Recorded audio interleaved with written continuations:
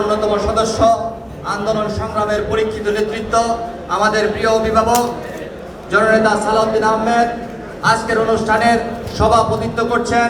ফ্যাসিবাদ বিরোধী আন্দোলনের লড়াই সংগ্রামের অগ্রসৈনিক, বাংলাদেশ জাতীয় ছাত্র দল কেন্দ্রীয় সংসদের বিপ্লবী সভাপতি ছাত্রনেতা রাকিবুল ইসলাম রাকিব।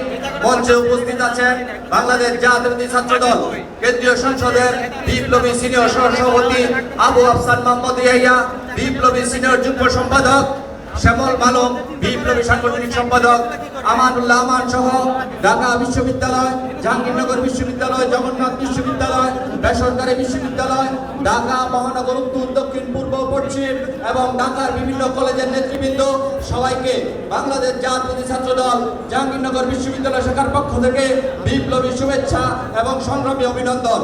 সংগ্রামী নেতৃবৃন্দ, আপনারা জানেন গত 17টি বছর বাংলাদেশ জাতীয় ছাত্র দল ফ্যাসিবাদ বিরোধী আন্দোলন করতে গিয়ে শত শত নেতা কর্মী শহীদ হয়েছে।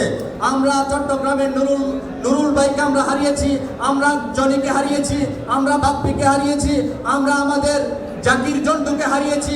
আমাদের অসংখ্য নেতাকর্মী তাদের মত প্রকাশ করতে গিয়ে ফ্যাসিবাদ বিরোধী আন্দোলন করতে গিয়ে শহীদ হয়েছেন।